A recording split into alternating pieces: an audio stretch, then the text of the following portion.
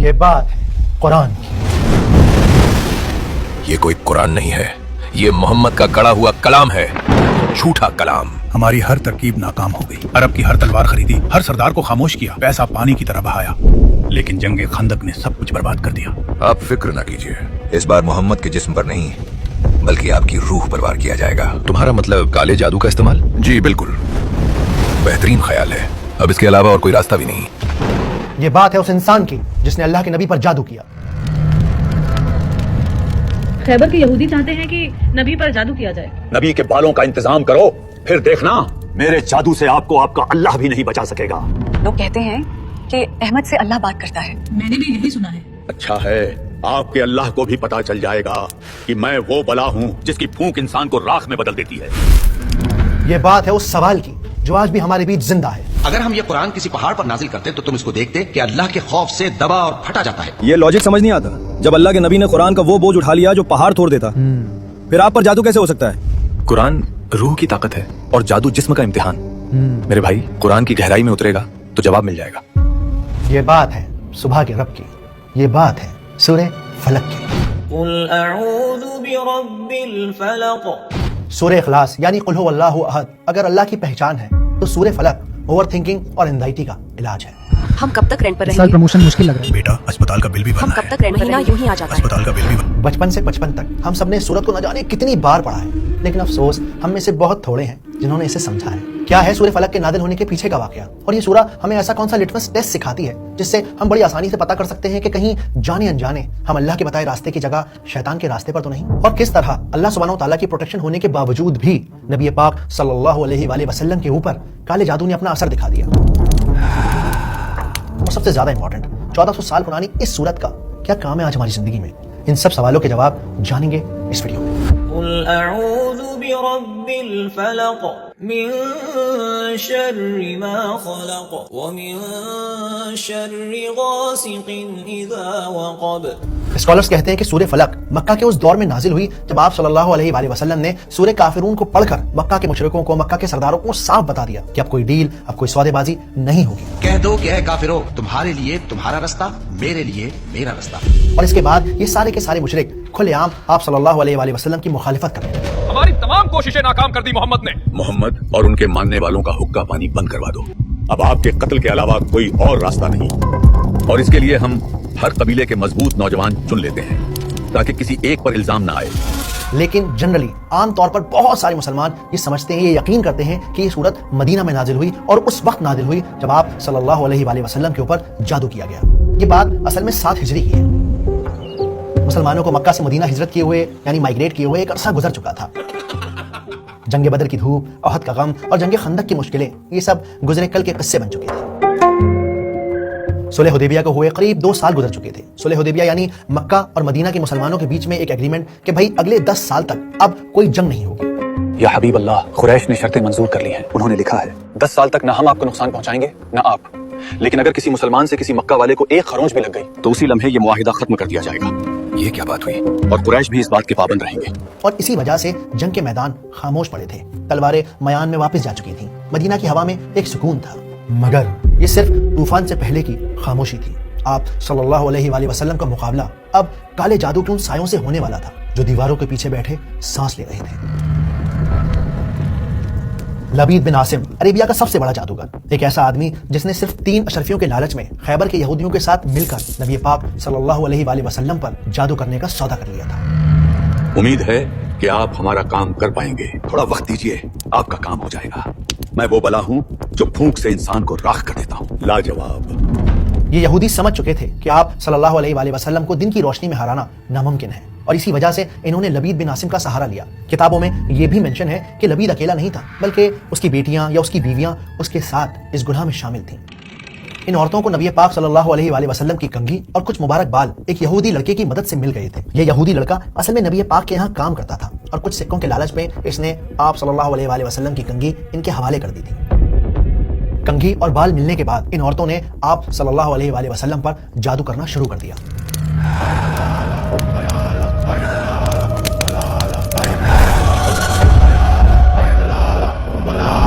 Islamic history کی کتابوں میں یہ بات کلیئرلی مینشن ہے کہ لبید کچھ طلسم پڑھتا چلا جاتا اور آپ صلی اللہ علیہ وآلہ وسلم کے بال پر گانٹ باندھ کر پھونکتا چلا جاتا، اور اس طرح لبید بن عاصم نے مبارک بال پر 11 نوٹس لگائیں اور پھر ان پر 11 بار کوئی طلسم پڑھ کر پھونکا، اور پھر اسی کالی سیاہ رات میں لبید نے کنگھی اور گانٹ لگے بالوں کو ایک بھاری پتھر کے ساتھ باندھ کر بر زروان نام کے ایک ویران کنویں میں پھینک دیا۔ محمد، اب آپ کا اللہ بھی آپ کو بچا نہیں پائے گا۔ یہ لبید کا جادو ہے جس کی پھونک انسان کو راکھ کر دیتی ہے۔ کچھ جگہ یہ بھی منشن ہے کہ اس میں ایک موم کا پتلا بھی تھا جس میں سوئیاں چبھی ہوئی تھیں، اور اس کنویں کا پانی اتنا گہرا تھا کہ اس کے اندر دن کی روشنی کا جانا ناممکن تھا۔ دھیرے دھیرے دھیرے وقت گزرتا چلا گیا۔ آپ صلی اللہ علیہ وآلہ وسلم کے اوپر اس جادو کا مکمل اثر ہونے میں تقریباً 1 سال کا وقت لگ گیا۔ اس جادو کا اثر آپ پر کچھ یوں ہوا کہ آپ ہر وقت اپنے اوپر ایک بوجھ سا محسوس کرتے، آپ کو ایسا لگتا کہ آپ نے کوئی کام کر لیا ہے، پھر ریئلائز ہوتا کہ نہیں کیا ہے۔ طبیعت میں ہر وقت ایک بے چینی، ایک پریشانی سی شامل رہتی، اور یہ جادو آپ کی پرسنل لائف کو بہت زیادہ افیکٹ کر رہا تھا۔ یعنی دین کے کسی کام پر اس جادو کا کوئی اثر نہیں پڑا، کیونکہ ہسٹری کی کسی کتاب میں، حدیث کی کسی کتاب میں ہمیں کوئی روایت نہیں ملتی، کوئی ایسا ایویڈنس نہیں ملتا جس سے یہ بات پتہ چلے کہ آپ صلی اللہ علیہ وآلہ وسلم پہ جادو کا اتنا اثر ہو گیا کہ آپ نے کسی دن قرآن غلط پڑھ دیا ہو، یا آپ نماز پڑھنا بھول گئے ہوں، یا آپ نے کسی سورہ کا مطلب غلط بتا دیا ہو۔ نہیں، بالکل بھی ایسا نہیں ہوا، کیونکہ اگر ایسا ہوتا تو پورے عربیہ کے اندر دھوم مچ جاتی، ایک ہنگامہ کھڑا ہو جاتا، یہ مشرک الزام لگاتے کہتے کہ آپ صلی اللہ علیہ وآلہ وسلم کو کوئی طاقت نہ ہرا سکی، لیکن ایک جادوگر کے کالے جادو نے آپ کو ہرا دیا۔ اور وہ بھی اثر اس درجے میں نہیں ہوا کہ جس سے آپ کی عصمت مجروح ہو جائے اور غیر معتبر ہو جائے، اس لیے کہ اس کا کسی اور کو تو پتہ ہی نہیں چلا۔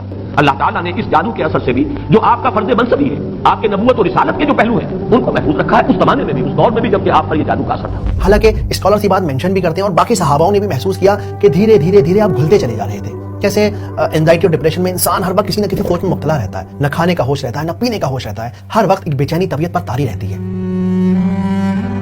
بالکل وہی حال آپ صلی اللہ علیہ وآلہ وسلم کا تھا۔ اور پھر ایک روز آپ حضرت عائشہ رضی اللہ تعالیٰ عنہا کے گھر آرام فرما رہے تھے کہ آپ نے رات کو خواب میں 2 فرشتوں کو دیکھا جو ایک دوسرے سے انسانی شکل میں بات کر رہے تھے۔ آپ کو کیا ہوا ہے؟ آپ پر جادو کیا گیا ہے۔ کس چیز پر کیا گیا ہے؟ جادو آپ کی کنگھی اور بالوں پر کیا گیا ہے، اور وہ کنگھی زروان کے کنویں میں ایک بھاری پتھر کے نیچے دبائی گئی ہے۔ اب ہمیں کیا کرنا چاہیے؟ کنویں کی تہہ سے کنگھی اور بالوں کو نکال لینا چاہیے۔ صبح نیند سے بیدار ہونے پر آپ صلی اللہ علیہ وآلہ وسلم سمجھ گئے کہ یہ اللہ سبحانہ و تعالیٰ کی طرف سے ان کے لیے ایک میسج تھا۔ آپ نے صحاباؤں کو ساتھ لیا، آپ اس کنویں پر گئے اور وہاں پتھر کے نیچے سے وہ سحر کا، وہ میجک کا سامان نکالا گیا۔ اور یہ وہ موقع تھا جب جبریل علیہ السلام نے آپ صلی اللہ علیہ وآلہ وسلم کو خبر دی کہ اس بال پر 11 نوٹس یعنی 11 گانٹھیں بندھی ہوئی ہیں، آپ سورہ فلق اور سورہ ناس پڑھتے جائیے اور ان گانٹھوں کو کھولتے چلے جائیے۔ اے پیغمبر صلی اللہ علیہ وآلہ وسلم، کہو کہ میں صبح کے مالک کی پناہ مانگتا ہوں ہر چیز کی برائی سے جو اس نے پیدا کی، اور گنڈوں پر پڑھ پڑھ کر پھونکنے والیوں کی برائی سے۔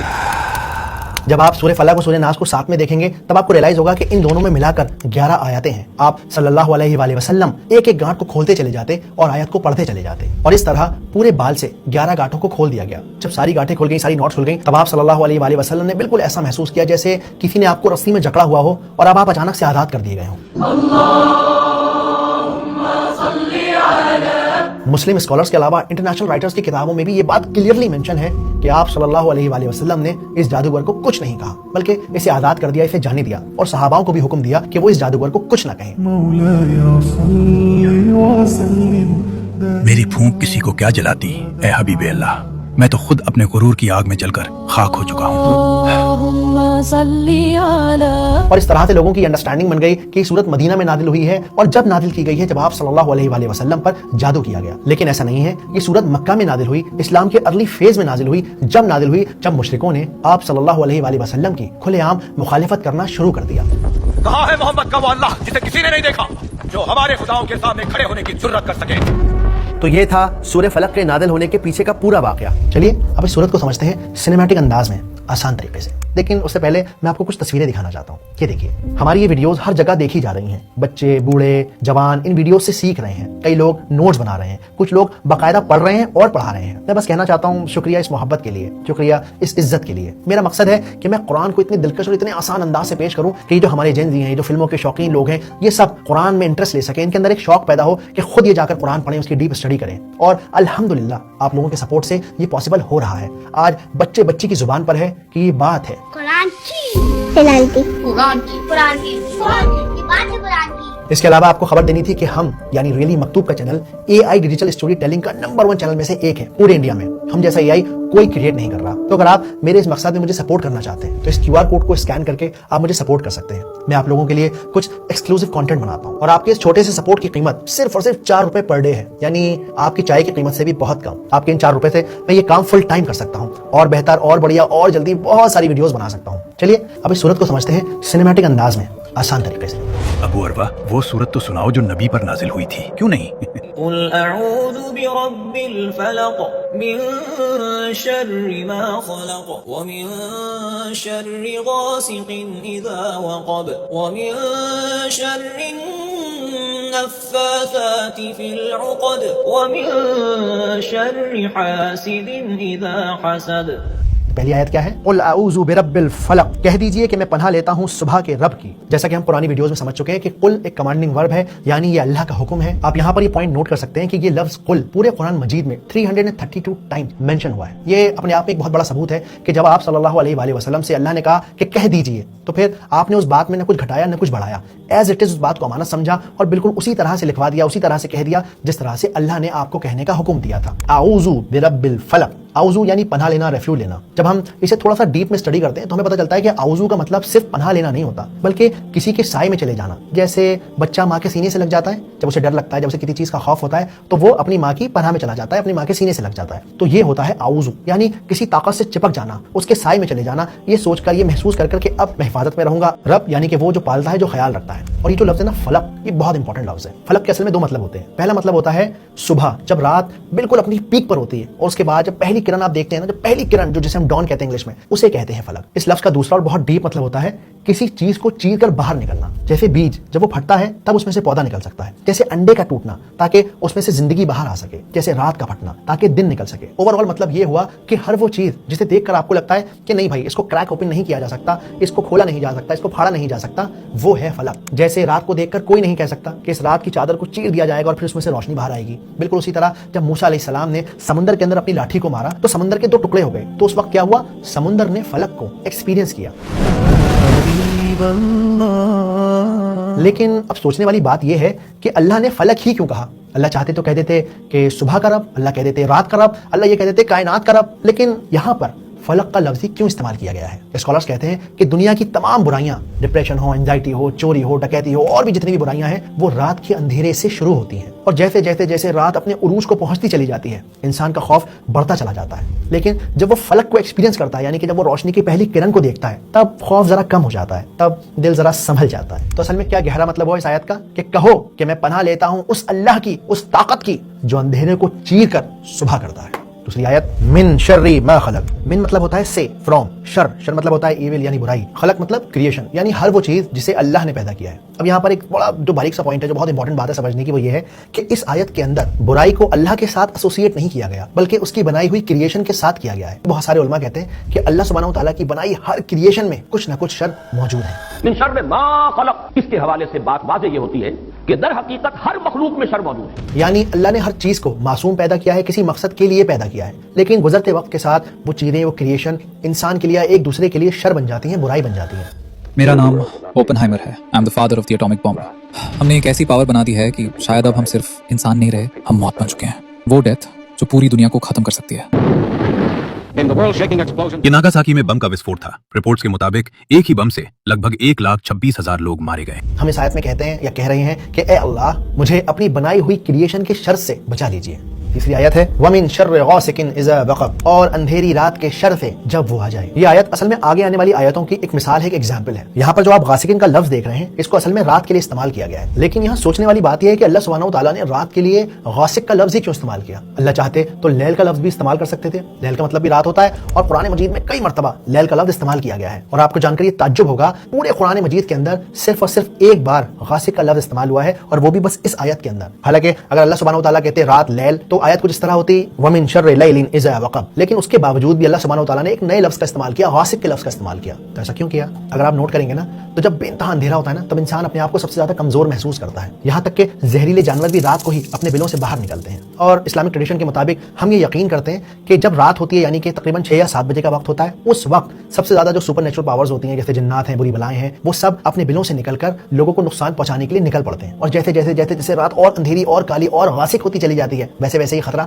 बढ़ता चला जाता है। इसीलिए आप सल्लल्लाहु अलैहि वसल्लम की हमें एक हदीस मिलती है कि जब शाम आ जाए, दिन ढल जाए तो शयातीन हर तरफ फैल जाते हैं। इसीलिए अपने बच्चों को घरों में समेट लो, अपने जानवरों को बांध लो जब तक कि तारीकी खत्म ना हो जाए। दूसरा लफ्ज है वक़ब। वक़ब का लिटरल मतलब होता है किसी गड्ढे में पानी का दाखिल होना और गायब हो जाना। स्कॉलर्स के अकॉर्डिंग अल्लाह सुब्हानहू व तआला ने यहाँ वक़ब का लफ्ज इस वजह से इस्तेमाल किया है ताकि पढ़ने वाले को ये बात समझ में आ जाए कि अब आसमान के किसी कोने में अब कोई रोशनी का नामो निशान बाकी नहीं है, अंधेरा हर कोने में जा चुका है, पहुंच चुका है। तो क्या बात हुई इस पूरी आयत में कि अल्लाह मैं पनाह मांगता हूं उस अंधेरी काली खौफनाक रात के शर से जब अंधेरा अपने पीक पर पहुंच जाए। वमिन शर्रिन नफ्फासाती फिल उक़द, और गांठों में यानी कि नॉट्स में फूंक मारने वाली औरतों के शर से। ये इस पूरी सूरत का बहुत ज्यादा अहम सेक्शन है, बहुत इंपॉर्टेंट पार्ट है क्योंकि इसके अंदर मैजिक की, काले जादू की, साइकोलॉजिकल मैनिपुलेशन की बात हो रही है। तो सबसे पहले नफ्फासात को समझते हैं कि वो क्या होता है। नफ्फासात का मतलब होता है फूंक मारना, इस तरह की फूंके मारना जिसमें थूक शामिल ना हो। और उक़द, उक़द का मतलब होता है गांठें बांधना, नॉट्स लगाना। ये असल में पूरी आयत उस टेक्निक की तरफ इशारा कर रही है जो जादूगर जनरली यूज करते हैं। जब किसी पे जादू करना होता है, बालों पर, उनकी चीजों पर गांठें बांधते हैं, उसमें सुइयां चबाते हैं और फिर इस तरह से उनका जादू काम करता है। तो इस आयत में क्या कहा गया? हम कह रहे हैं कि ए अल्लाह, मैं पनाह लेता हूं आपकी हर उस छुपी हुई साजिश से और हर उस जादू के शर से जो मुझ पर हो रहा है या होने वाला है। मुझे उन सब बुराइयों से बचा लीजिए। मैं कुछ लोगों को जानता हूँ जो मुश्किल वक्त में जादूगरों के पास जाते हैं। जब आप किसी मैजिशियन का सहारा लेते हैं उसी लम्हे आप अपना ईमान खो देते हैं। अब बढ़ते हैं अपनी अगली और आखिरी आयत की तरफ। वमिन शर्रि हासिदिन इज़ा हसद, और पनाह मांगता हूँ हसद करने वालों के शर से जब वो हसद करें। हसद यानी कि एक ऐसी फीलिंग जब आपको महसूस होता है, एक चिड़चिड़ाहट होती है अंदर से कि जो सामने वाले को मिला है ना वो उसके लिए उसे डिजर्व नहीं करता, बल्कि ये चीज़ तो मुझे मिलनी चाहिए थी, मैं ज्यादा डिजर्विंग हूँ, उसे कहते हैं हसद। और हासिद यानी वो जो हसद करता है, जेलस पर्सन। और कुरान में भी कई मरतबा हसद का एग्जाम्पल दी गई है। जैसे दुनिया का पहला क्राइम जब काबिल ने हाबिल का कत्ल किया वो जेलसी यानी हसद के चलते था। इसलिए आप सल्लल्लाहु अलैहि वसल्लम की एक हदीस हमें मिलती है जिसमें आपने कहा कि अपने आप को बार बार मॉनिटर करते रहो क्योंकि ये हसद आपकी नेकियों को ऐसे जलाकर राख कर देगी जैसे आग घास को जलाकर राख कर देती है। हसद की नजर आदमी को खा जाती है और हसद का अल्लाह का इलाज कोई नहीं, तो क्या कर बाबा मुझसे पनाह मांगो। मैं चलिए अब एक बात जल्दी से इस पूरी आयत को समझ लेते हैं कि असल में इस पूरी आयत में बात हुई क्या है। तो पहली आयत में अल्लाह सुब्हानहू व तआला ने कहा कि कहो कि मैं पनाह लेता हूँ, सेफ्टी में आता हूँ उस रब की जो रात की चादर को चीर कर सुबह निकालता है, जो गुठलियों के बीचों को फाड़ कर पेड़ बनाता है। और पनाह लेता हूँ उन चीजों के शर से जो उसने बनाई हैं और काली अंधेरी रात में होने वाले हर जुल्म से, हर बुराई से जो रात के अंधेरों में किए जाते हैं। और सेफ्टी चाहता हूँ जादूगरों से, झाड़ फूकने वालों से, और सेफ्टी चाहता हूँ उन लोगों से जो हसद करते हैं या मुझसे हसद रखते हैं। लोगों, अल्लाह ने आज मुझ पर 2 ऐसी सूरतें नाजिल की हैं जो पहले कभी नाजिल नहीं हुई। फिर नबी पाक सल्लल्लाहु अलैहि वसल्लम ने सूरह अन्नास और सूरह अल फलक की तिलावत फरमाई।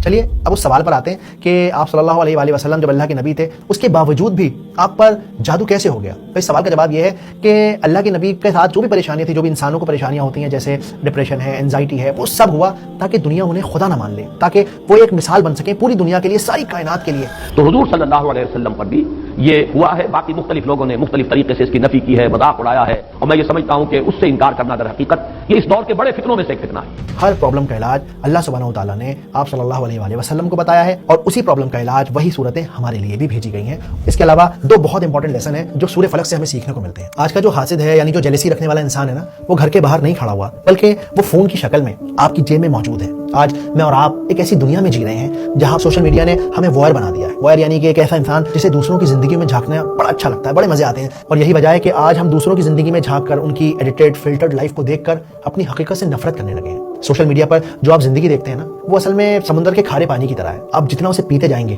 उतनी ज्यादा प्यास आपकी बढ़ती चली जाएगी। इसीलिए अपनी ब्लेसिंग्स को, अपनी नेमतों को सबके सामने शो न कीजिए, बल्कि मोती की तरह उसे शेल में छुपा कर रखिए। दूसरा बहुत इंपॉर्टेंट लेसन हमें सिखाती है, जादूगर ने क्या किया? उसने आप सल्लल्लाहु अलैहि वसल्लम के बालों पर गांठें लगाई और उन पर फूंक मारता रहा। बिल्कुल इसी तरह से आज शैतान हमारी इनसिक्योरिटीज को फूंक मारता है। कई बार होता है ना कि सारा घर सो गया लेकिन आप जागे हुए हैं। एक अजीब फिक्र, एक अजीब तूफान आपके जहन में चल रहा है। लोग क्या कहेंगे, अगर जॉब चली गई तो मेरे फ्यूचर क्या क्या होगा। फलां को अब ये बात पता चल गई है ना, तो तुम देखना अब ऐसी नजर लगेगी कि सब बर्बाद हो जाएगा। वो देखो कितना आगे बढ़ गया, मुझे देखो मैं कितना पीछे रह गया, ये मुझ पर क्या मुसीबत आ पड़ी है, क्या अल्लाह मुझसे नाराज है। ये सब वो सारे उकद हैं, वो सारे नॉट्स हैं जिन पर शैतान फूंके मारता है ताकि हम डिप्रेशन और एंजाइटी का शिकार हो जाएं। तो जब भी रात के अंधेरों में ख्याल आए ना, तो उस अंधेरे कुएं को याद कीजिएगा और याद कीजिएगा कि अल्लाह सुब्हानहू तआला ने कहा है कि मांगो मुझसे पनाह, मैं हूं जो तुम्हें अंधेरों से निकाल कर रोशनी में ला सकता हूं। तो बस जब भी दिल घबराए चुपके से कह दीजिएगा कि अल्लाह बड़ी टेंशन है, आप संभाल लीजिए, अब सब आपके हवाले। अब फिर अपनी नेमतों को काउंट करके जिंदगी में जो चीज चाहते हैं उसके लिए डबल मेहनत कीजिएगा। याद रखिए, कभी कभी बेइंतहा तकलीफ ना सिर्फ उस मुस्कुराहट के लिए होती है जिसके आप हकदार हैं।